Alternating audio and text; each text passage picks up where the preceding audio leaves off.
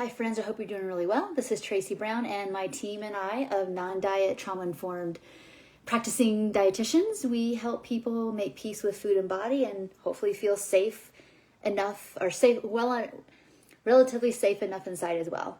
So this video is a little bit of a throwback, but I think it's worth repeating every so often, and it was done by request, so that's why I'm doing it today, is that we are often kind of plagued with, as we go along through recovery, we start to notice the need to I think I need to really, not just because it's good to have all foods in the house so we have full permission to eat, but we really just enjoy food more and have more options, and it's actually pretty practical to have an abundance of food in the house and backups in the house as we're doing this process and just doing life, because it, again, makes life less stressful.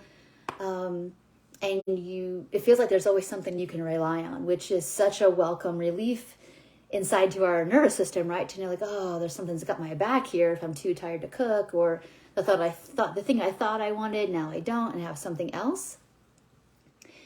It's just really valuable. So in today's video, we're going to talk a little bit about some of my old, but maybe new to you, or maybe new to your the mind of yours that's renewed at this point around food, getting food in the house, and that's going to be, I'm going to use the dreaded old world, like meal planning, because I don't know about you guys, but way back in the day, so I'm not just saying that you guys did this, I know I did it, is that when I was fully entrenched in diet culture, thinking that my value relied upon my worth, relied upon what I look like and what my health was and all those things, you better believe that I was micromanaging with thick notebooks, because there was no apps back in that day. You better believe that I was tracking every little molecule of everything and planning. I would try to plan what I was going to eat for a week. That never worked out. I would write it all down, spend copious amounts of time doing that, but I couldn't follow through. But I would try to do it at least for the next day. Plan every little thing, and obviously plan to undereat. And 9 times out of 10, 3 times out of 4, I wasn't obviously following that. It was not sustainable, realistic. It was physically, mentally, emotionally depriving in every way, and it just wasn't doable. But anyway, I would do it anyway because I didn't know there was another option. How does a person get their food needs met without being really rigid? All right. And so when you take that kind of thinking, and now you're in recovery, all that rigidity, all that perfectionism, all that I got to get it right, and I have to eat what I bought, and I have to follow through with the plan, all that inner critic self-judgment stuff. It's really hard to feel free with food and get your needs met and your grocery needs met and more complex meals and simple meals on the table, or even have the flexibility to eat out depending on your budget, if everything has to be a certain way. That's the mindset from diet culture. And we have to renew our minds and say, oh, I'm not in diet culture anymore. I'm not trying to micromanage everything. There is flexibility and grace, and I can make choices. Now I can maybe choose between a couple of things, and we'll talk about some strategies more here in a second, but I just want you to take a minute before we even get deeper into the hows here. How do I meal plan without this feeling like a diet? Basically, this is what the point of this is. How do I do that? We'll get to the examples in a second, but I want you to think right now, do I still have some of that in me where it's if I planned what I'm going to do for dinner, I'm going to eat that whether I like it or not. Or I paid for that, so I have to eat all that. Or I planned for that, so, I have to do it. Or I planned for that and I don't really want that, but I have food in the freezer I could do, but then I feel too bad about changing my mind. And so I'll just eat. Yeah, there's all kinds of reasons we tell ourselves that that's legitimate, but all it feels is pain. Now, all there's pain involved around it. And this is not a conversation about being, responsible with your food or your budget. It's not about that. That there are times where, of course, we're following a budget because we need to, and that includes with our food. Or we're trying to be I call it, take good care with your food, like use your leftovers. So you want to make things you're going to like to eat as leftovers versus a whole recipe and then you're not a leftover person. That doesn't really make much sense. You make that recipe when you have it to give away or share with other people, that kind of thing, right? We're not talking about that. A lot of us have come from food insecurity backgrounds, so I get it that there's a fear of waste and things like that. And if you're in that circumstance, please, that's honored. But a lot of times we're listening to these videos and we don't really have that situation, but we're still kind of living as if we are, and that's something to look at as well. Okay. So just all that aside, all those disclaimers, everything I'm going to share with you isn't necessarily what I think you should do. Here are just some things that I know that have been helpful for me, helpful for a lot of my clients, and I just want to share that with you. So I don't think there's anything wrong with having a very loose idea, and you can even have it, in a notebook or on a whiteboard or whatever, of ideas. Because maybe just this on paper helps your nervous system feel like, I'm going to get my needs met. That doesn't mean, though, you can't change your mind. So one of the things that I typically do is I think about what my family has been liking, overlaid with what our schedules are. What are the late night activities? What are their earlier days? Basically, and for me, like how many times a week this week do I feel like I'm going to have capacity to cook? And how many days of leftovers do I think I might need? This is all, my, not an exact science. It's all knowing myself pretty well and how I eat and how we eat. How long do we want that food to stretch? If it's a certain kind of meal, it's like we like this meal, but we only really like it like one more time. I'm not going to make a triple portion. I might just do a recipe and a half or something or whatever. Throw an extra potato or two in there, whatever. If it's something I know we all really love, I know better not to make like way more, like double or even triple what I'm making, because we're all going to be like scratching for those leftovers, honestly. At least lunch or another dinner, that's there's only 3 of us. So, that's making a recipe last maybe 2 more meals for each person. You're really kind of thinking about how much volume you want to make, right? And as you notice, I've not said one word about portions, macros, calories. It's just like, we like that. So we're going to make that. And I know that when you make things that you like, you're more likely, in a variety of it, you're going to more likely get a variety of nutrients. So that base gets covered, right? Okay, so that's number 1 is like, look at your week. Like, what are we doing? Who likes what? What's the capacity to make this happen? Number 2 is that I always have a backup.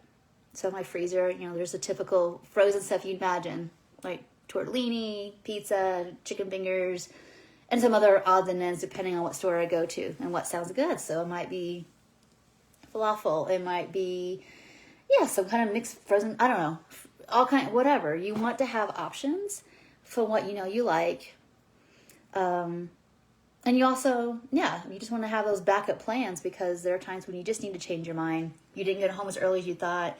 The thing you thought you were going to make didn't really thaw in the time you thought it was going to, so you save that for the next day, or the next day you're going to be cooking, basically. So you see how all this has to do with providing so that we can thrive, and tending so we can be grounded and do what we need to do, versus like, how am I just going to get by with the minimum, right? And sometimes we are eating meals that it works. It's not super exciting. You're not like, yes, but you like it enough.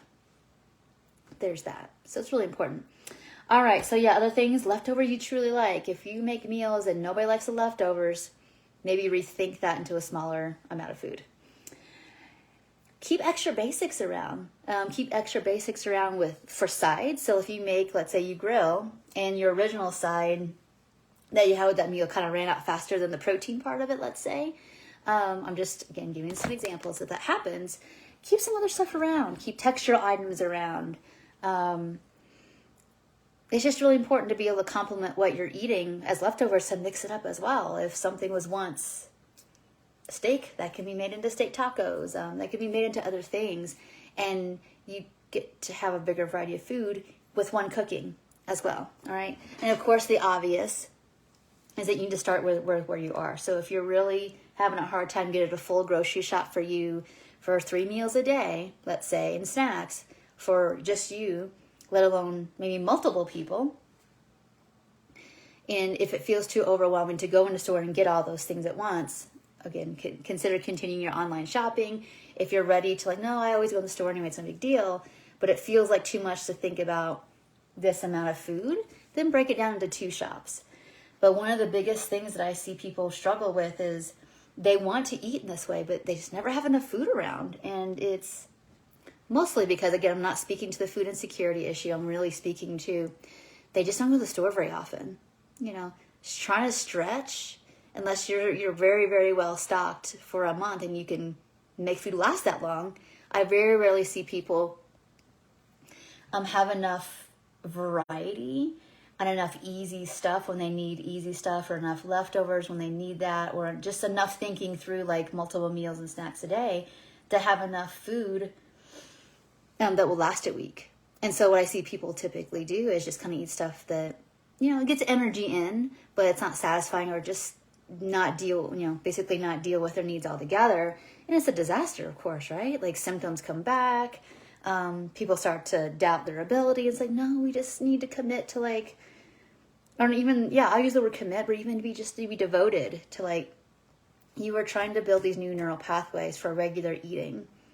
And the more you do that, the more you build some internal trust and agency, and dare I say self-confidence, that you know how to get your needs met when, you know, diet culture robs that of people. Sometimes our chaotic eating or diet culture households robbed us of those developmental skills to like, I know how to think like for now and a little bit more big picture. And those are just things that take a lot of practice and seeing it be done and experimenting and then getting that feedback and add that to your repertoire. That's part of recovery too, is being able to handle food, you know, and not in a old school way like I used to do back in the bad old days. Is to like basically my grocery shopping would be a double-minded thing. It would be like, okay, here's my healthy eating, and then here's the foods I tell myself I would never eat that much of. And of course, I mostly ate all this stuff and hardly any of this, and I had so much food waste. And I would get some of it in, but then still feel unsatisfied because it really wasn't what I wanted in the way I needed to eat it to be satisfied, and not enough. So I think truly, if you're wanting to build some new neural pathways of being seen and heard and tended to, a really great way to do this is to be devoted to a day that you get your food. It doesn't have to be the same day every week, but it needs to be like this needs to happen. Because it does build some like, you see that food in the house, and something in you will feel some relaxation of like needs will get met. Now, there might be some debate inside if you're early in this process of like, is it okay for me to get meet my needs, and do I deserve that? All that, or feeling safe with that amount of food. If you're struggling still with some regulation around, too much, not enough in terms of intake, whatever. I get it, and that can be definitely addressed. So if you haven't worked on this in your recovery, I encourage you to do it.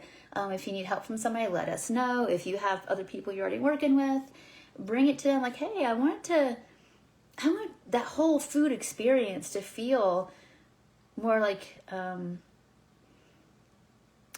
gift, you know. When I say, there's a lot of settling that happens when we get our needs met that hardly has words sometimes, and you all deserve to experience that, to where that starts to build to where there's not so much activation of, am I going to get my needs met? It's like, yeah, there's an adult here, competent adult that does that. We don't need to be activated and basically worried about it. All right. And that causes a lot of people's anxiety that they blame on other things. And sometimes it's just this low level deprivation, whether of food, like amount of food, and or just choices. That's real too. So, all right. Well, thank you all so much for watching. I'm going to do another video. I'd love to do a little bit of, if you need some help or suggestions with this, I'm happy to do that. So I will Wednesday morning get on top of offering definitive time. So if anybody has any questions, you can come here live and ask me, and I'll be happy to help you. I think that's it for now. So thank you so much for watching this video. Bye for now.